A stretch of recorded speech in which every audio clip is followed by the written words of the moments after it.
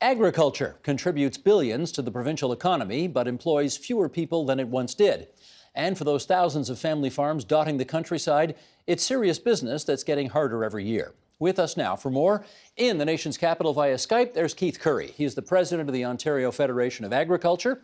And here in our studio, Maggie Van Camp. She is the owner of Redcrest Farms and director of agriculture at the consulting firm BDO. And Crystal Mackay, CEO of Loft 32, which specializes in communications for the ag sector, and we are delighted to have you two here in our studio. Keith, good to see you again in the nation's capital. I just want to start by establishing everybody's bona fides on this program, because you guys have been at this for a very long time. Maggie, what generation farmer are you? Seventh. You are seventh generation. Whereabouts? Yes. In Blackstock, Ontario. Which is where? Northeast of Toronto. Okay. Go ahead, Crystal. You? Yeah, my family, my brother would be the 8th generation. He's in the Ottawa Valley, near Pembroke. And Keith, how about you? Yeah, 8th generation farmer just outside of Collingwood, Ontario. Okay, so we got people on the program tonight who know whereof they speak. Keith, I want to go to you first here. As well as being the president of the OFA, you're a farmer of what? What is it that you guys grow? Well, grains and oilseed, corn, soybean, wheat, a little bit of forages for hay, and we also grow some sweet corn and some gladiola flowers for cut flowers. And how's business? Business is really nice right now because it's quiet, but typically it's been good. With respect to the sweet corn and gladiolas, we're certainly in a tourist area where I live, so that gives us lots of traffic exposure. Okay. Crystal, you mentioned that your brother has taken over the family farm? Well, he didn't. My parents sold the family farm 2 years ago, but we kept a pasture farm, and my sister and her husband are still actively farming. Okay. So what's the story with your brother? Well, the reality of when your parents are getting older and it comes time to succession plan, which we're going to talk about, the reality of not being able to afford the capital investment to take over, which is emotion versus economics. So let's get this straight. Your parents presumably would like to have had someone in the family take it over? Absolutely. But financially that was not doable? Not viable. Because? It's expensive. It's a big capital asset, and many farmers are cash poor, asset rich. So the reality is when it comes time for succession, who in the family can step up and give them, which is basically their retirement fund. How about you? Who's manning the family or staffing the family farm these days? I've hired a manager, so I could do the job with BDO, and he's another chicken farmer from the area. Okay, and why are you at BDO? I'm actually trying to get more farmers to do succession planning. That's my personal mandate. I'm also developing their practices across the country. It feels like most farmers I talk to not only sort of see some responsibility on the farm, but they've got something else on the go as well. Is that a more prevalent phenomena these days?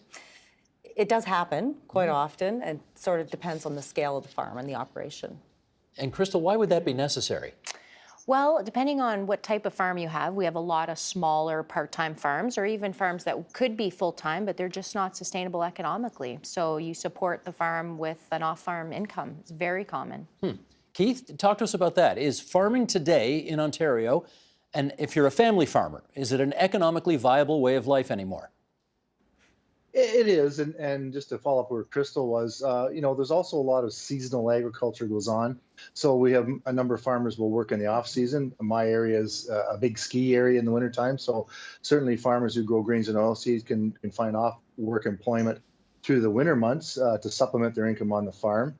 It's big dollars to operate a farming operation right now, and to move on into the next generation. I'm sure Maggie will get into this later, but what complicates it is the fact that we have multiple generations on the farm as well. So it's not just parents passing on to children, it's multiple generations and multiple siblings. So that complicates it as well. And there may need to be supplementation of income so that all families have enough income to survive. There are no doubt people watching us right now or listening to us on podcast who are either in high school and they're thinking about their futures, or they're in some kind of post-secondary and they're considering whether or not farming is a viable option for them or whether they've got to do something else. So let's start with some discussion on this. Maggie, why should a young person today go into farming? Oh, it's an exciting field. It's full of technology. We're on the cusp of moving to even more technology and automation. There's great ways to gather assets as you farm. And most importantly, it's a fantastic place to raise your children. That's why we started farming 20 years ago. That whole setting. That It's whole a great place to setting. raise kids. It's a wonderful place to raise children. A lot of what we hear about farming in the province today, of course, is negative because it's hard. If you're a young person today, why should you not be daunted by the inevitable challenges you're going to run into if you want to become a farmer? Great question. I think the optimism in farming always outweighs the pessimism, kind of like Leafs fans. So they keep hoping every year is going to be a new spring, right? I would say right now, I talked to the dean at the Agriculture College at the University of Guelph. There are 4 jobs for every graduate coming out of Guelph right now. So the feeding people is not going to go out of style. So for a young person, the concept of if you want a cause, you want to feed your country, you want to help address climate change, agriculture is a great place to be. The negative side is the reality is it's hard work. There's not always a good return on investment. You're working with Mother Nature 7 days a week. It's not air-conditioned comfort necessarily. So there are some realities of hard work that not all generations are ready to sign up for. Okay, that's a nice, I think, a nice polite way of saying there are too many millennials today who grow up wanting a certain particular type of life, and that might not involve getting up at 4:30 in the morning to milk the cows or et cetera, et cetera, et cetera. Is that a fair point? I don't want to judge on the millennials because actually my children fall almost into that category and they're very hardworking and they work at their own things at their own pace. But they grew up on a farm, And they grew up on a farm, but Yeah. not, which may be why they're hardworking. Yeah. I don't know. I think they look for solutions that are different than we did. And I think that because agriculture is becoming more automated and more technological, there's going to be a huge need for those millennials that have those skill sets. Keith, can you weigh in on that, whether this is still a decent way to make a living if you're a young person looking to make a mark in the world?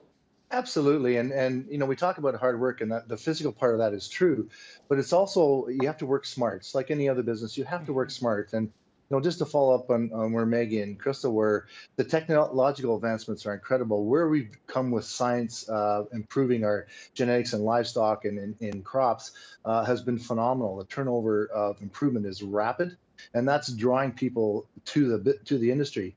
And what I don't think people understand as much, I'll touch on where Crystal was going with the jobs aspect coming out of college, is, I have robots and things like that on my farm that I can run and I can operate, but don't ask me to fix them. So we need the support services, the careers that will support me as a farm business. So there's opportunity in rural Ontario to be part of the agri-food industry without actually hands-on on the farm. And, we need to be promoting those kinds of things too. And to go where Maggie was, farming is sexy again. Technology certainly made a big impact on that. So I've always been optimistic about agriculture. It's the best job in the world, whether you're on the farm or related to the agri-food industry. And I think the more we get that message out, the more people realize that there's great opportunities. Keith, I don't want to sound like a city snob here, but when you say it's sexy again, was it ever sexy once before? In my eyes, it's always been sexy. Okay, fair enough. I want to, how do I put this so that I don't, again, sound like a jerk here? Okay, I hear farmers all the time talking about how the weather is never good enough, about how the interest rates are always too high, they always owe the bank too much money, it's always too hard to get people who are prepared to put in an honest day's work for an honest day's wage. I hear a lot from the agri-food sector about, the negative side of this occupation. Am I only hearing, Crystal, one side of the story here? I think it's human nature to complain about the weather, particularly in Canada, so let's put that on the table. I think our sector is our own worst enemy sometimes, of being a little too negative and focusing on the positive and forgetting about the reason why, with heart, that people choose to farm. And I see that tide turning, to see people are standing up to say, no, this is a good place to raise our kids. We are feeding our country. What can be more valuable than that? With pride. Are farmers complaining too much? No, I don't think so. You don't think so? No, maybe to their own children. No, they have to approach their own farm in their own way. So you can approach something negatively or you can approach it positively, Steve, and the successful farmers approach their business positively. Okay. I want to find out why. Obviously nowadays, given the economics, many people choose a different way to go. And Keith, I'm going to infer that at some point along the way, You've been made a sweet offer for your place because who knows what? The land is worth more putting condos on it or developing it for tourism in some other fashion. And yet, to this juncture, I guess, you haven't sold out. You're still farming. How come? Well, it's what I love. From the time I could think, all I wanted to ever do was farm. And so I may get to a point in time in the not so distant future when there's no one going to take over this farm or want to take over this farm, or nobody want to buy it for farming operation, where I have to consider an alternative. But I represent a membership that is about growing food, is about growing fuel, fiber, and energy products on our ground. And once it's gone, it's gone. So we need to be responsible in how we grow. We need to be responsible, in how we treat the agriculture industry. But each individual farmer is going to make up their own mind on what their decision is. They have to decide whether, is it an economic thing? Is it I'm done, nobody else wants to take over, so I'm going to take advantage of the opportunity that's given me to sell for a high price? That's an individual management decision that each farmer faces at some point in time in their lifetime. Maggie, I'm not sure the Greater Toronto Area yet goes as far as Blackstock, but The GBA. the Greater Blackstock area. Area. Yeah. Okay, Yes. but it's not inconceivable that before long, someone's going to make an offer for that farm to put up a building there or something instead of use it for farming. Ever been tempted to sell out? Well, my story's a little different. Go ahead. 6 years ago, my husband was killed in a farm accident. And so certainly at that point, I had to rethink it because we were truly partners in the business. But because we did transition planning, we had some time and choices ahead of us, and I could choose whether to stay and keep going. What that looks like in the future, I'm not sure of. We're moving ahead. My children are considering taking over the farm, and I'm trying to give them every opportunity to figure that out. It's interesting after that tragedy that you just didn't say, I want to wash my hands of all of this altogether and just get as far away from it as possible. How come you didn't make that choice? I farmed as well. I took an agriculture degree. It's been my passion for my life as well as his. So I decided to carry on and do what I know how to do best. And that was, at that time, raise chickens. I did a lot of heart and soul thinking about it, but that's where we were then. So we just kept the pathway. Gotcha. You ever been tempted to say goodbye? Well, my parents did with our home farm, right? So I'm the opposite. I'm the one that left to go to university and, stayed in Guelph. So I had the opposite. Do I go home and buy that farm? Emotional thinking. But logically, it just wasn't right for us. And why did your parents decide the end had come for them? Well, at 80, they probably should have been doing that at 60, which we'll talk about the average age of farmers and the succession plan that my dad is half blind and probably should have stopped farming 25 years ago. But he kept going because it's heart and soul, right? So there's a lot of emotions around. We talk about agriculture, it's a business, but it's very much a way of life. And, and Keith can speak to this with his membership. People that farm choose to farm for the passion and the love of it, and the business supports that passion and love. One in four Please. farmers are going to be turning 65 in the next few years, in the next 5 years. And that is a big shift in our culture and in our industry, and for Canada, quite frankly. Well, since we've referred to it a few times already, so let's go a little deeper on this right now. Succession planning, it's something that every family business has to do. It's clearly a crucial thing for farming families to do. How well do they do it right now, in your view? Terrible. Terrible, eh? Don't couch it. Yeah, don't couch it. That's straight up. Get off the fence and tell us what you really think. Well, 8.4% of Canadian farms have a written succession plan. Historically, our industry has just really relied on death to take care of it, death and tradition. And, the eldest son got the farm, basically, historically, and that's a great deal different today. We need to plan because it's a way more complex business. Its values are, it's estimated $60 billion worth of assets are going to change hands in agriculture in the next 8 to 10 years. In what? In the country? In the country. In Canada. $60 billion. $60 billion, yeah. So you would think it behooves people to do a little planning You'd think with that much money. Yeah. Plus, there's a whole positive thing that happens with succession. Once you pick a successor, it's been proven that net profits increase. You know, they bring back all that energy, they bring back technology, they bring back new ideas and entrepreneurship to the farm. So Keith, if that's the case, how come so few farmers spend so little time succession planning? Good question, and this might surprise you, Steve, but at one point in time, I was a young farmer, and that conversation is always difficult when you're speaking with the older generation on the farm as to when is it my turn. And I think people like Maggie have come along in the recent years and have actually helped that process come along.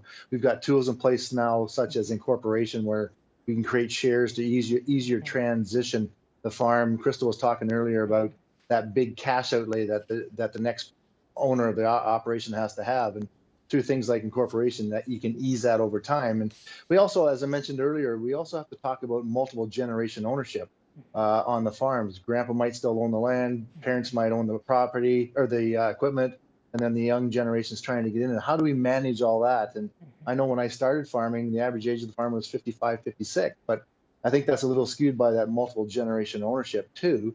But we are looking at a bunch of baby boomers that will be retiring very shortly, as Maggie referred to. So we have to figure out find all the tools that we need to help that transition as smoothly as possible, because the last thing we want to do is lose someone who wants to actually get into farming but can't for financial reasons or stubborn parents. And that's a struggle. Well, I wanted to ask, Maggie, can you follow up on that? What is the most familiar example in as far as is it mom or dad or grandparents aren't ready to go, even though the younger generation wants to take it over? Yes, I would That's what say happens. that's what happens. We just get stuck in our ways. And it's a very awkward conversation. So unless you seek out some help and get outside advice and someone to sort of help you navigate through that, it can be very difficult and emotional. Not only that, but we also have non-farming family members to consider. And that can be a very big stumbling block. So we have to make sure that they understand that this is a family heirloom, that the farm is actually a family heirloom. And they have to want to be able to pass on that heirloom. I don't want to call your parents out on TV or anything like that, or, They'll be watching, by the way, embarrass so, anybody. yeah. But if it was a priority of your folks to see that the farm stayed in the family, how many conversations did they and you and your siblings have to ensure that that could happen? Many, and over 20 years. Like my brother went to Guelph, diploma in agriculture, which is a very common story. And to Keith's point about the not being willing to take the next level of, I still want to farm, and how does the next generation get in? So many conversations, but without professional help, just around the kitchen table to say, you know what, so are you going to take over the farm? Do you want to come home? Conversations, but not not with a business professional. So if you'd had sort of an outside consultant who could play kind of honest broker in the whole thing, maybe it might have turned out differently? I think it definitely would have helped. And especially with the timeline, like if you look over 20 years, which, if you think about your kids in university age, this is not a small investment. So you start when you're 20 to say, or 25 to say, okay, I'm definitely in this track, then what does the business plan look like to support that? Maggie, as we know, farmers love predictability. Right? They want the weather to be the way it's supposed to be in the spring and the way it's supposed to be in the summer, et cetera, et cetera. And one thing we've learned is that with climate change, the weather is not predictable at all. No. My goodness, was it 9 degrees in Toronto last week, and is it going down to minus 10? Tomorrow. Anyway, nothing seems predictable anymore. How much has climate change threatened the viability of the family farm? I think that's something that farmers get used to, and Keith can talk about this. We have to manage it. We have to try to manage it to the best that we can. So we buy things like crop insurance. But it's still an emotional problem. I was in Manitoba in October, and they got 3 feet of snow. So they stopped harvest, the potatoes were ruined, and the whole place was breathing in deeply and holding its breath until that snow melted. And that's just the reality of farming. Is it a bit different for you in as much as I presume with chickens you got controlled circumstances, that kind of Very controlled, yes. Right. We try to keep it to the degree. Right. So climate change is not going to affect you per se that much. No, but I do have some land. Right. Right now I'm leasing it out, but it affects my neighbors, and that affects me. Gotcha. And your chicken feed. And my, Chicken feed feed, costs right. are directly related to commodity prices. Keith, what about it? How much tougher is it to be a farmer when climate change is as prevalent as it is? Well, certainly we can't predict the weather as much as be able to use to count on it being very predictable. And so with those sudden swings in severe weather, whether it's drought, whether it's rain, really is having a huge impact. And if you look at this past year in Canada, right across the country, we've had weather incidents. And I'll also say it's not just climate change or weather anymore. We're dealing with factors out of our control, like geopolitics that are affecting our trade. Us being a big trade nation. There's all things like the CN blockages and rail strike that happened in the fall that are out of our control. And so when you couple all these things together, it puts tremendous pressure on the farm community to make sure that they have all the things in place to mitigate the impact of these types of incidents. I would presume the coronavirus is having an impact as well in getting your products to places that they might not have access to anymore. Is that true? Yeah, well, actually, right now the CN blockage is having more impact because you can't get anything out. I see. Nothing moved. But yeah, certainly trade is a big one, and that's things that's out of the farmer's control. So, all of a sudden now, not only are we dealing with a cash flow problem, but we're dealing with tremendous mental stress. And then you couple that with what's going to happen in the spring. Are we going to be able to get our products moved? Are we going to be able to get that cash flow in? Can we continue to operate our farm in a sort of what we call a normal practice? And that may be more difficult going forward. Crystal, given that everything is sort of just in time, it really depends on train tracks being available to export product on and so on and so forth. How nervous do you think farmers are these days about the geopolitical angle that Keith just referenced? Very nervous in that it's absolutely out of everybody's control, it seems like, at this point. So not just getting your product out, but getting product in. So natural gas, propane, feed, supplies, all your inputs coming in as well as your exports going out. So even if everything in your control is going well, weather, animals, crops, you're managing everything like a really professional business. If you can't get your inputs in or your exports out, that's debilitating to farmers. Maggie, the skeptics would say there's just another good reason not to be in farming, is that it's yet another thing out of your control, and it doesn't seem like there's any shortage of it these days in the world. What do you say to that? I would say that that's always been the case with Canadian agriculture. We really have to, for our major exports, we have to go over the Rockies. That is a major problem, a major trade barrier, literally, a physical barrier for Canadian agriculture.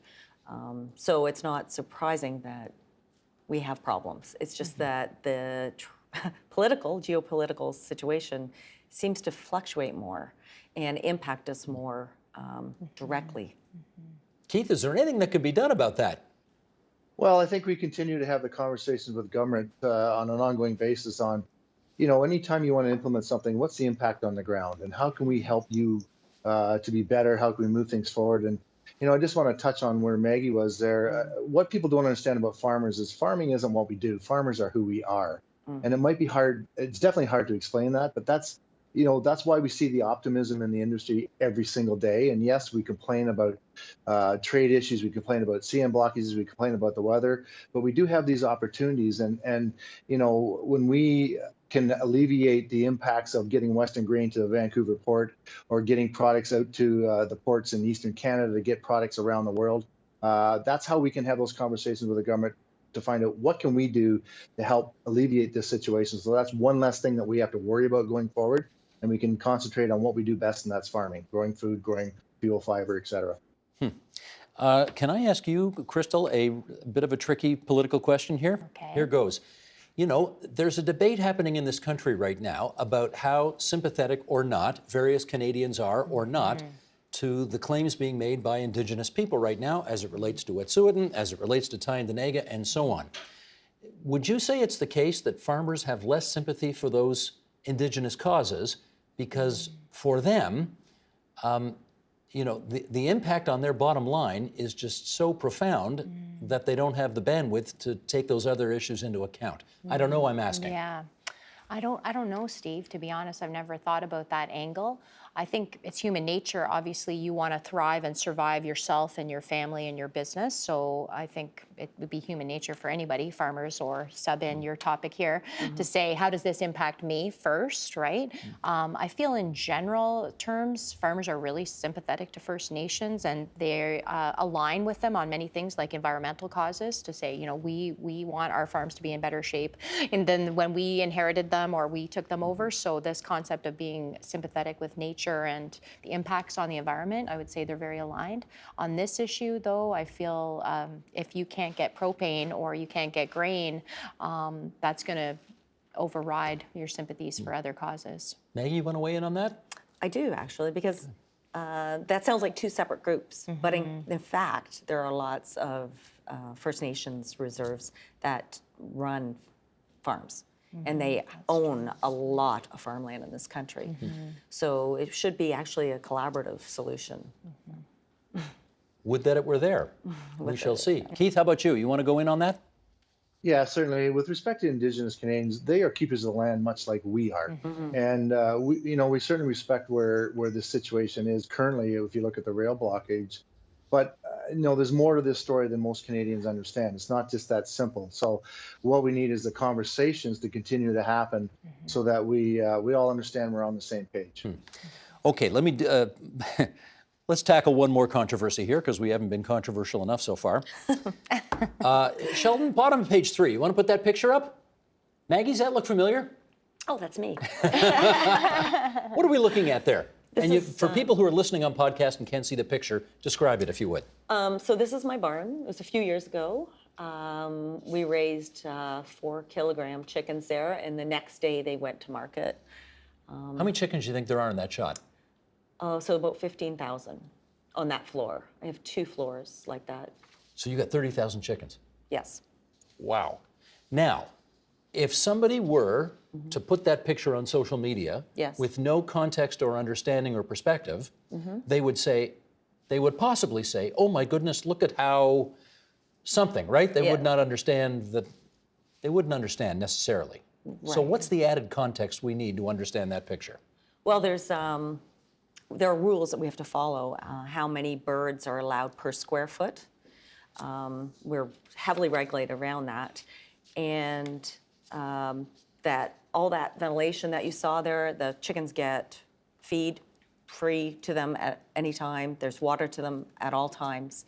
And we track that ventilation very closely. In fact, it's on my, we have a web page, so I can actually follow it on my cell phone. Keith, this is not a new subject for you, obviously, but as you try to negotiate your way through the battle for public opinion, there are people who are going to see that and, panic or have a negative reaction, and you're going to have a different reaction. How do we handle all that?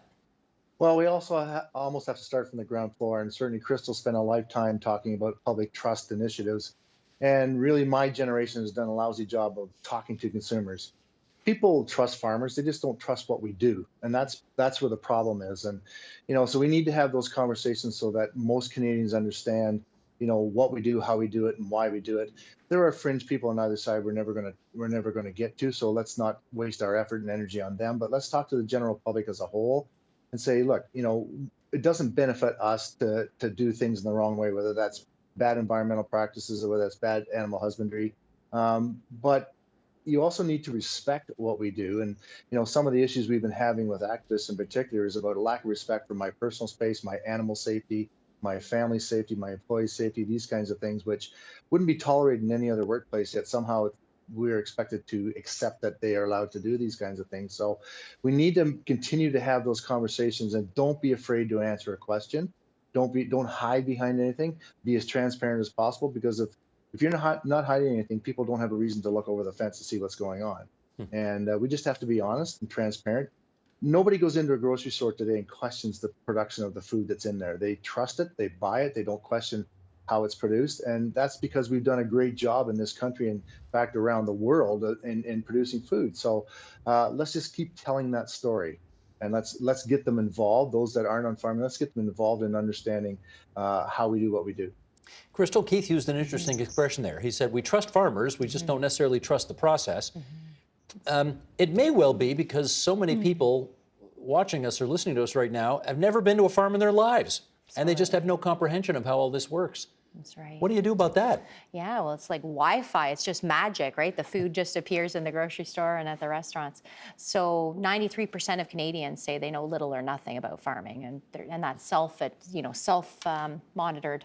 So it's probably probably even higher. lower. Yeah, exactly, or higher. Yeah, exactly. So the reality is we're not going to educate our way out of this disconnect. People don't want a degree in agriculture, necessarily. They just want good, healthy, affordable food. So to Keith's point, this concept about people involved in our food system are stepping up and need to do more to just be open and transparent and say, it's your food, you're feeding your kids, you're choosing to put it in your body. What can be more personal than this? Let's have a conversation, because Canadians do want to know more, which is exciting. Because years ago, I started these conversations. I would go to the CNE, the exhibition in Toronto, and you'd have to stand on your head and juggle to get people's attention to talk about food. They'd be like, whatever, it's cheap and we got a lot of it and I don't care. Today, it's very different. They're like, no, you're a farm person. That's amazing. On planes, I always judge, right? Planes and cabs, right? What do you do for a living? And I think it's very encouraging that people actually want to know more about where their food comes from. And I would challenge everybody in the food system, whether you're a chef or a farmer, to say, let's have a conversation over a meal. The challenge is on, says Yes. Crystal Mackay. There we go. Crystal Mackay, Maggie Van Camp, Keith Currie, we're really grateful to all of you for coming on to TVO tonight and helping us out with this. Thanks a lot. Thanks, Steve. Thank you. Thank you, Steve. The Agenda with Steve Paikin is brought to you by the Chartered Professional Accountants of Ontario. CPA Ontario is a regulator, an educator, a thought leader, and an advocate. We protect the public. We advance our profession. We guide our CPAs. We are CPA Ontario. And by viewers like you. Thank you.